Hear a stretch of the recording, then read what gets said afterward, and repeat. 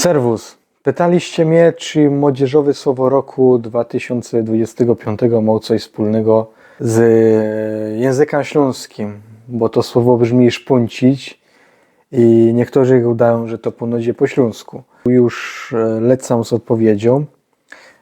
Cytując słownik górnośląski Gołtki Bogdana Kalusa, to słowo szpuncić nie występuje w języku śląskim.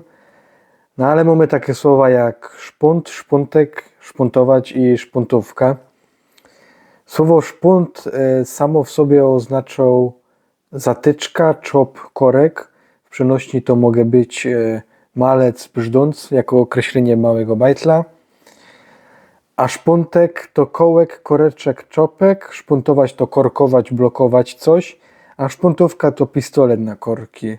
Czyli słowo szpuncić by tutaj nam nie pasowało, bo szpuncić to jest czasownik oznaczający bardziej rojbrować, coś takiego, a tutaj bardziej by pasowało pod duch śląskiego korkować, blokować, bo w kolei rybnika szpunt to jest korek, od wina, coś takiego bardziej.